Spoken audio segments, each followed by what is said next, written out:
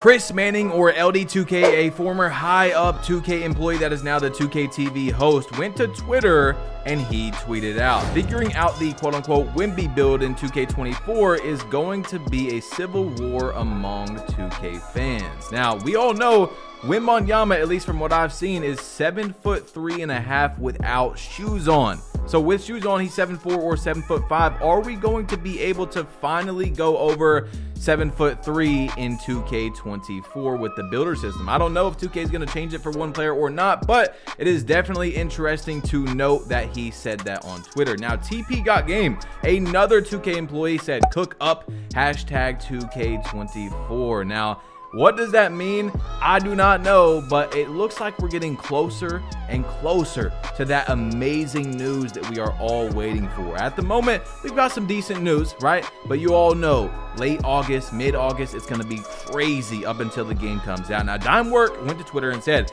got a feeling 2K24's builder is about to be on some 2K19 type of vibes. Not as restrictive, but it's going to look and feel like we have the same freedom. But in reality, your play shot is not about to be able to get limitless takeoff again. Wonder what new badges are coming though. So the new badges that we're getting in 2K24, I'm very excited to see, but not just the new badges. What badges 2K is going to remove and put in the vault forever, the vault of doom, where they will not go back out and give us those badges ever again. I don't know. Now, J.A. Bridgeforth went to Twitter talking about builds, and he said, hopefully NBA 2K does not allow this in 2K24. Quote unquote, the most 4 OP attributes in the builder are driving dunk, 3-point shooting, ball handling, acceleration. The builder shouldn't allow builds to get them all at an elite level at 90+. Now, if you look at this build, it has a 96 ball handle, so you could have went down to 92, could have went down to 95 to just have the Hall of Fame unpluckable. You could have went down to 95 stamina, maybe a little bit lower acceleration, and made the build even more all around crazy good. So something that I see people talk about, which we talked about in the last video as well, is that builds are never role players. People think that a builder system is a role player, and it's not. If you're good, you can make a build a superstar. Maybe the stats look like it in some older 2Ks, but they were never actually role players unless you built one yourself. You can still build a role player type of build, but what I'm saying is if you go out and try to make a very good all-around build, you can always do that. Now, some people, and I thought the exact same way, which is crazy. I'm about to probably open your guys' minds. A lot of people think that, okay, when you type in all the attributes, it gives you like an 88 overall NBA player. So if you have a 99 overall my part player, it makes you like an 88 in the NBA if you put all the attributes in, if you guys didn't know, on this year's game. But at the same time, it's not necessarily an 88 overall. You're able to pick the exact style of play you want, the exact attributes. Like, NBA players can't just be like, oh, I'm not going to upgrade my interior defense on my 6'3" guard. You know what I'm saying? They still have to have like a 40 interior defense, things like that. At the same time as well, though, you've got Gym Rat, you got jump shot boost, the exact animations you want on, the jump shot speeds. You guys that play now or my team or anything that's not Park know exactly what I'm talking about. There is a gigantic difference between an 88 overall in play now, like an NBA player, and an 88 overall in the Park. So I would say with all those things, we're very close to 99 overalls on 2K23. You see what I'm saying? So that's my opinion on it now that I've really thought about it. You guys let me know how you feel in the comment section down below. I do not think though that we should be able to get a 90+ in all the important things that we want for our play style, but that, you know, that is up for debate. Now, 2K Toots, this is really important, by the way, guys, because LD2K was once again on this.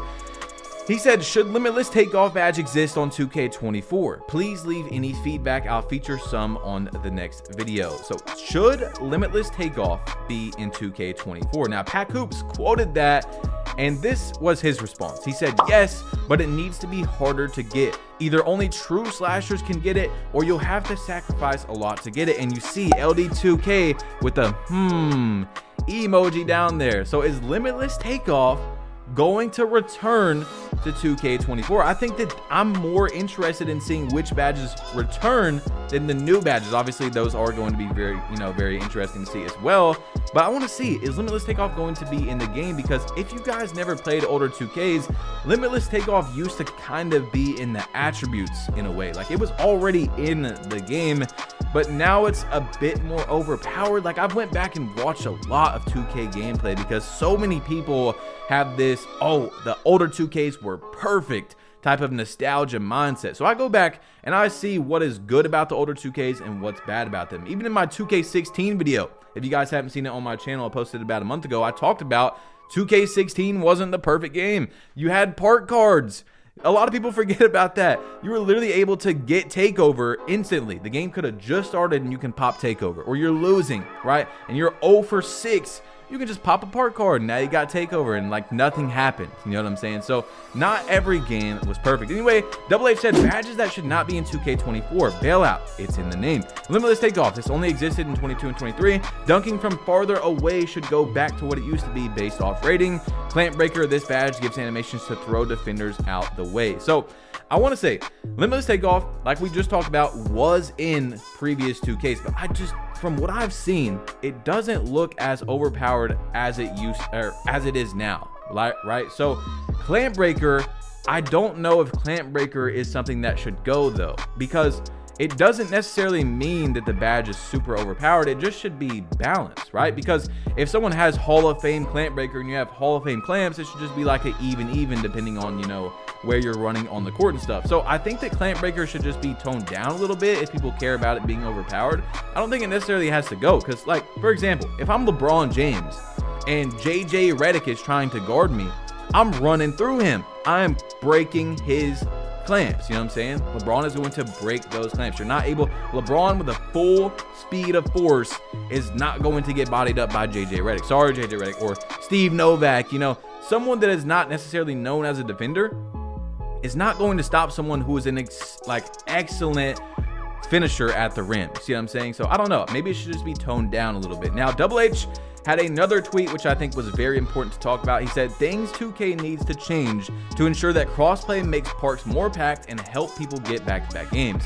Increase each park server cap, decrease the amount of courts that there are on the court, consider removing at least one affiliation that has the least amount of users, remove empty buildings. So man, that is a lot to break down, guys. I'm trying to get my auction, bro. You know how it goes, man. I try to get the videos out for you guys as fast as possible, so smack a like for me. But look, it is true that a lot of people think that 2K's park servers are dead and stuff like that because they don't get back-to-back games. At least I'm on the Eastern server. I open it up, I can get games right away, right? Like there's a lot of people in my parks, usually like a almost maxed out park. But 2K has some things to change, which could extremely improve the quality of the back-to-back games and stuff, like how people don't get them. Because for one, you're able to sit there for like 15 minutes AFK before you get kicked. Guys, we're on next gen consoles now. I always have to say this every time when I say you should get kicked after like 5 minutes of not staying still, because people be like, no, I don't want to get kicked for standing still in the park. Like, bro, we're on next gen consoles now. Literally, you can load back into the park in 2 seconds. So get rid of the people that is standing there. You can go into many parks and there's 15 people standing there. They are taking up server space and they're not doing anything. The next one is you could lower the amount of courts. Back in the day, I believe the average court or the average park had 7 courts or 8 courts. Now we have like 10, 11. It's a little bit bigger. So there's many things they could do. They could increase the server cap so more people can be in the same park at the same time. But they obviously have to change a few things if back-to-backs. The quality of life. I'll always remember this.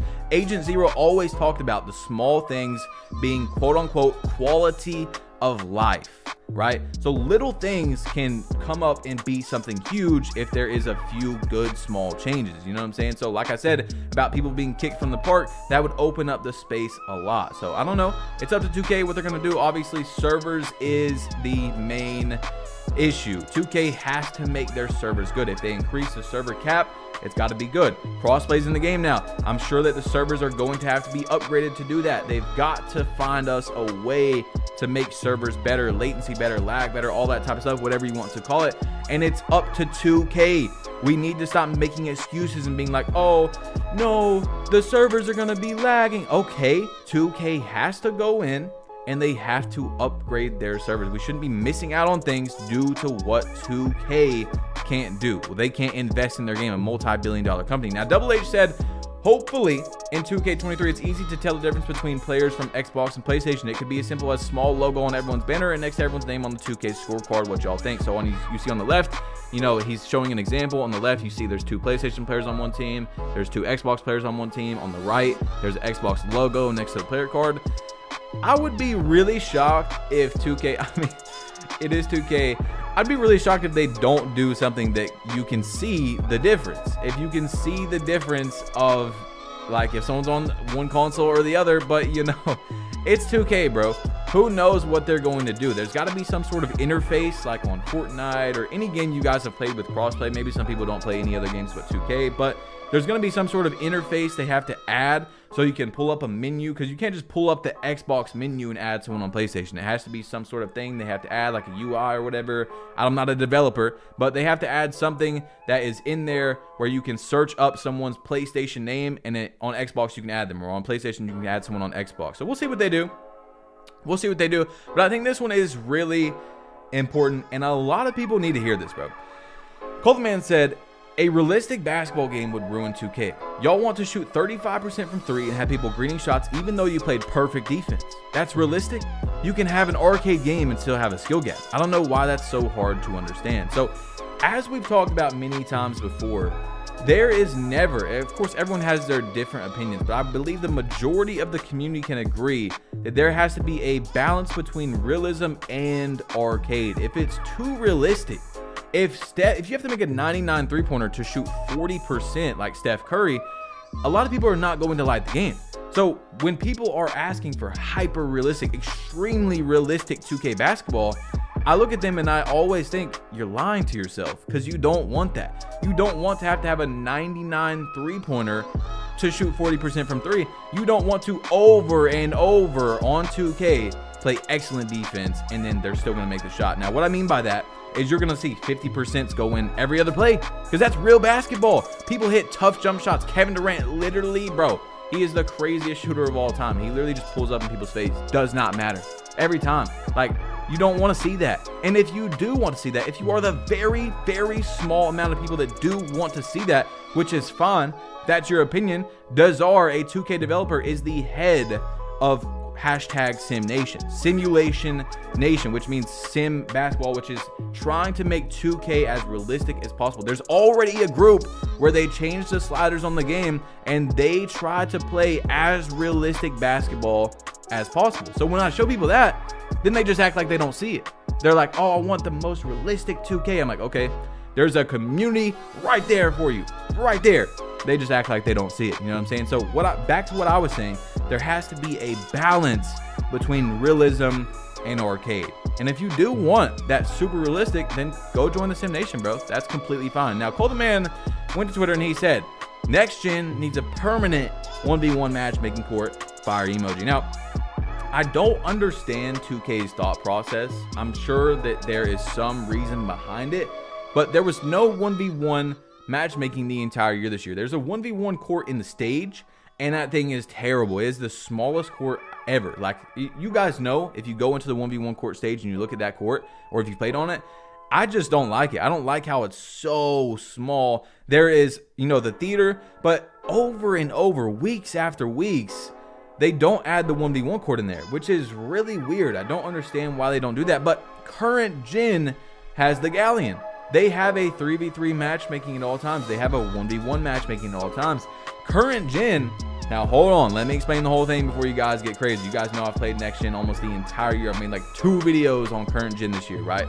I've made very few amounts of content on current gen, but current gen, gameplay wise, is the better game. Like, actual gameplay, there's better paint defense, there's less mini 5,000 different shot timings. You get double takeover, which there's double takeover on here, but you guys know what I'm talking about that have played current. You get both takeovers when you get takeover. There's a 1v1 Galleon, there's a 3v3 at all times. There's so many just good things on current gen, except the graphics. To me, the graphics to me look like PlayStation 2. Like, I don't know how, but in my opinion, they have made the graphics worse. Worse than 2K22. That's my opinion for current gen. That's why I can't play, bro. The graphics are god awful in my opinion. Anyway, guys, click this video right here. Click this video right here if you want to see some 2K24 news that you haven't seen yet, bro. I would watch it, or you're going to get banned by Ronnie2K, okay? Watch it, or Ronnie2K is going to ban you. Your console is going to explode. No, I'm just kidding, guys. But click this video right here. I don't know why you're still listening to me, bro. There's only one video on the screen to watch, and I'm out. Peace.